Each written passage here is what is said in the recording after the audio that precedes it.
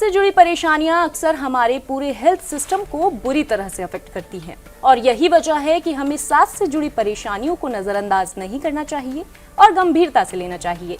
तो आज world asthma day पर चर्चा करने के लिए हमारे साथ स्टूडियो में मौजूद हैं डॉक्टर विकास मौर्य, जो कि फोर्टिस हॉस्पिटल के पल्मोनोलॉजी डिपार्टमेंट के डायरेक्टर हैं और एचओडी हैं। सर, बहुत स्वागत है आपका इंडिया टीवी पर। धन्यवाद। सर, सबसे पहले तो मैं जानना चाहूंगी कि आखिर अस्थमा है क्या और ये किस तरह से हमारे शरीर पर असर करता है।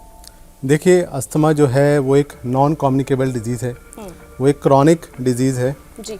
और ये हमारी जो सांस की नलियां हैं, जो हमारी ब्रीदिंग ट्यूब्स हैं जो कि लंग्स में जाती हैं, ये उनको अफेक्ट करता है। उसमें स्वेलिंग होती है, सूजन आ जाती है, जिससे कि वो नैरो हो जाती हैं, जिससे हमें सांस लेने में तकलीफ़ होती है, खांसी होती है और साथ में बलगम भी ज़्यादा बनता है। और अगर हम बात करें तो ये हमारे विश्व में इसकी संख्या बहुत ज़्यादा बढ़ चुकी है जी। हम देखें अराउंड मोर देन 260 मिलियन लोग इससे अफेक्टेड हैं पूरे विश्व में और 4.5 लाख के आसपास डेथ्स हुई थी 2019 में। ये WHO का आंकड़ा है जी। और अगर हम हमारे देश की बात करें तो इसमें 13% अस्थमैटिक्स हमारे देश में है और 40% मोर्टेलिटी जो अस्थमा जो डेथ्स हैं वो हमारे देश में हुई हैं। तो ये इतना बड़ा, अगर हम माने तो इतना बड़ा डिजीज़ है। तो देख सकते हैं कि एक गंभीर ये जो बीमारी है, इसको बिल्कुल नज़रअंदाज तो करना ही नहीं चाहिए। इसी के साथ मैं आपसे ये भी जानना चाहूँगी कि वो कौन से लोग हैं जिनको अस्थमा होने के चांसेस ज़्यादा होते हैं। देखिए, अस्थमा प्रेडोमिनेंटली जो है वो एक जेनेटिक डिजीज़ है। मतलब अगर आपके जैसे पेरेंट्स में है, ग्रैंड पेरेंट्स में, तो ये आपको होने के चांसेस बढ़ जाते हैं जी। तो लेकिन इसका मतलब ये नहीं है खाली उन्हीं को होगा। ये कुछ लोग होते हैं जैसे जो ज़्यादातर जो एलर्जिक होते हैं, जैसे हम देखते हैं लोगों को स्किन एलर्जी है, नाक की एलर्जी है, तो उनमें भी अस्थमा होने के चांसेस ज़्यादा होते हैं। और जिन लोगों को जैसे एलर्जीज होती हैं धूल मिट्टी धुएँ से, जिनके सिम्टम्स होते हैं, उनमें भी ये काफ़ी ज़्यादा कॉमन अस्थमा हो सकता है। फिर उसके अलावा हम देख रहे हैं कि रैपिड अर्बनाइजेशन हो रहा है, तो उसमें भी अस्थमा के सिम्टम्स और अस्थमा के पेशेंट्स हमें ज़्यादा दिख रहे हैं। फिर बच्चों में खासकर जैसे जो प्री मैच्योर बच्चे हैं, ये लो बर्थ वेट करते हैं बच्चे हैं, ओबेसिटी जिनमें ज़्यादा है, उनमें भी अस्थमा के लक्षण हमें ज़्यादा देखने को मिलते हैं जी। और प्लस जैसे हम ये देख रहे हैं कि जैसे जैसे दुनिया एडवांसमेंट होती जा रही है, तो हर स्टेट ऑफ एज ग्रुप उनमें अस्थमा के लक्षण और सिम्टम्स देखे जा रहे हैं। जी, जैसे कि आपने जिक्र किया एलर्जीज का भी, तो एलर्जी और अस्थमा में जो डिफरेंस है वो क्या है? देखिए, एलर्जी तो एक ब्रॉड टर्मिनोलॉजी है। अस्थमा रिलेटेड टू है रेस्पिरेटरी सिस्टम, मतलब सांस के से जुड़ा हुआ है। एलर्जी हमें जो हो सकती है वो स्किन एलर्जी हो सकती है, हमें आँख की एलर्जी हो सकती है, या हमें नाक की एलर्जी हो सकती है, कहीं की भी एलर्जी हो सकती है जी। इवन कॉन्टैक्ट एलर्जी हो सकती है। एलर्जी हमें किसी आदमी से भी हो सकती है। बट अस्थमा जो है वो एक पर्टिकुलर रेस्पिरेटरी सिस्टम से है। अस्थमा प्रेडोमिनेंटली जैसे मैंने बोला खासकर उन लोगों में ज़्यादा होती है जो कि जेनेटिक, जिनमें प्रीडिस्पोजिशन होता है और ज़्यादातर इनमें हमने देखा है एलर्जीज़ का रोल काफ़ी ज़्यादा होता है कि जैसे धूल मिट्टी धुआं, पोलन एलर्जन है, वीड्स हैं, ट्रीज़ हैं या फूड एलर्जेंस हैं, तो इनसे ये ट्रिगर होता है, तो इनसे हमें अस्थमा होता है। लेकिन अस्थमा हमारे लंग्स में होगा, लेकिन एलर्जी जो है वो पूरे शरीर के लिए हो सकती है जी। इसी के साथ बात करें अगर अस्थमा अटैक की, तो अस्थमा अटैक एग्जैक्टली है क्या और जब अस्थमा अटैक आता है तो क्या चीज़ें देखने को मिलती हैं मरीज़ में? देखिए, जैसे कि हमने देखा है कि अस्थमा के जो सिम्टम्स होते हैं, हम उन पर बात करें तो वो होते हैं खांसी होना, रात में सिम्टम ज़्यादा होते हैं, फिर सांस फूलना, वीजिंग होना यानी सीटी जैसी आवाज़ आना। तो यही सिम्टम्स अगर हमारे ज़्यादा हो जाएं तो हम कहते हैं कि अस्थमा अटैक हो गया जी। और अगर इसमें हम कहते हैं भाई माइल्ड है, मॉडरेट है, मतलब थोड़ा सा कम है, ज़्यादा है, बहुत ज़्यादा, हमें अटैक हो सकता है।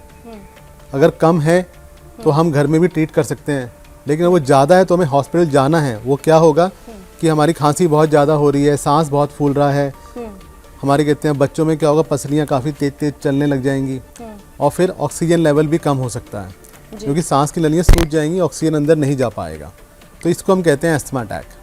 तो ऐसे में इंस्टेंटली क्या किया जा सकता है या क्या करना चाहिए जब अगर किसी भी पेशेंट को अस्थमा अटैक आया हो, तो उसको तुरंत क्या इलाज दिया जा सकता है?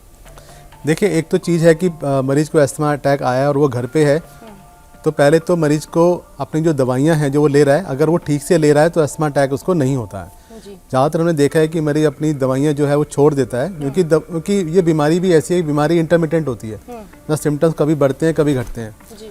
तो मरीज अगर घर में है और उसको अटैक आता है, तो घर में जो इनहेलेशन थेरेपी होती है, जो हम कहते हैं नेबुलाइजेशन है घर में या इस्तेमा इनहेलर्स हैं, वो इमीडिएटली वो घर में ले सकता है ताकि उसका थोड़ा सा उसको रिलीफ आए। और उसके बाद इमीडिएटली उसको डॉक्टर को कांटेक्ट करना चाहिए और डॉक्टर से मिलना चाहिए या फिर इमरजेंसी में जाना चाहिए। जी। और इसी के साथ बात करें अगर डाइट की, तो ऐसी क्या चीज़ें हैं जो अस्थमा के जो पेशेंट्स हैं उनको नहीं खानी चाहिए या उन्हें उनका परहेज़ करना चाहिए?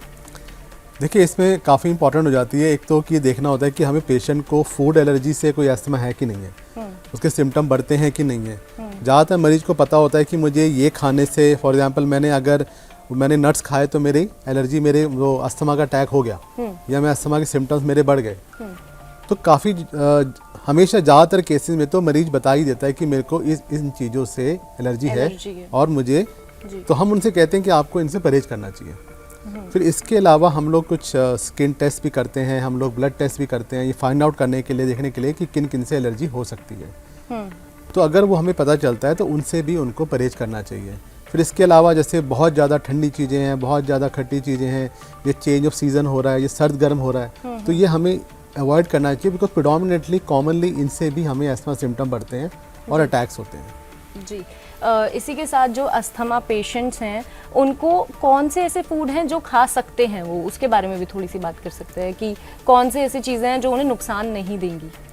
देखिए, मैं हमेशा जो और प्लस कहते हैं, जो लिटरेचर वो ये कहते हैं कि अस्थमा में आप सब कुछ खा सकते हैं जी, अनलेस एंड अनटिल आपको ये पता है कि हाँ मुझे ये खाने से। प्रेडोमिनेंटली हम लोग देखते हैं कि नट एलर्जी काफ़ी ज़्यादा कॉमन होती है। ओके।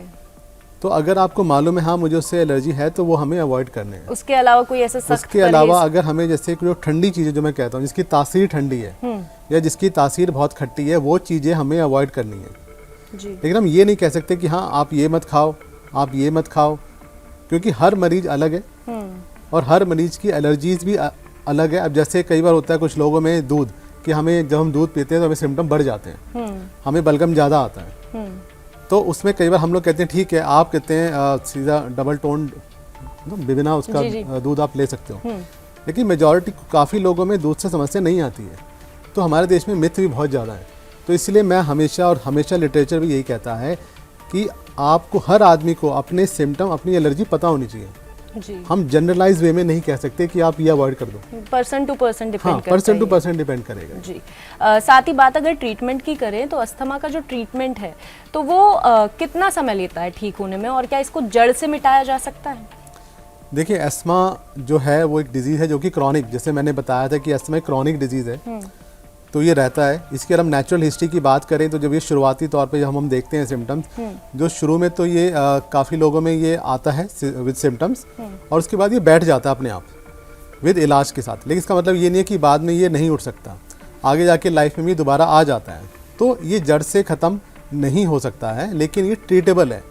हम हमेशा ये कहते हैं कि इससे आपकी लाइफ को कोई खतरा नहीं होगा अगर आप इसकी दवाइयाँ प्रॉपर ले रहे हैं। आपकी जितनी उम्र लिखी हुई है भगवान ने, वो आपको पूरी मिलेगी, तो आप पूरा जियोगे। बस दवाइयाँ अपनी टाइम से ले लो और जैसे डॉक्टर ने बताया वैसे आप चलते रहो जी। इसी के साथ वर्ल्ड अस्थमा डे पर आप क्या कहना चाहेंगे दर्शकों को? देखिए, मेरा मैसेज ये रहेगा कि हमें अस्थमा एजुकेशन बहुत इंपॉर्टेंट है। हमारे देश में मिथ बहुत ज़्यादा हैं, तो जैसे कि आज हम बैठे हैं, हम बात कर रहे हैं एजुकेशन के लिए जी। तो हम पेशेंट को भी एजुकेशन मिलनी चाहिए। हम अस्थमा ट्रीट करें, साथ में मरीज को बताएं भी, उसको एजुकेशन भी दें, ताकि कुछ भी सिम्टम्स हो या अटैक हो घर में वो अपना मैनेज कर सके और अपनी लाइफ जो है आगे अपनी हेल्दी वो जी सके, उसको अटैक्स ना हो और जितनी भगवान ने लिखी है वो उसको मिले। तो एजुकेशन प्रॉपर मिलनी चाहिए। तो हमने अस्थमा से जुड़ी बहुत सी जो जानकारियां हैं वो हासिल की हैं और साथ ही साथ डॉक्टर ने बताया है कि किन चीज़ों का परहेज करना चाहिए और क्या नहीं करना चाहिए। चलिए, फिलहाल के लिए इतना ही। आप देखते रहिए इंडिया टीवी।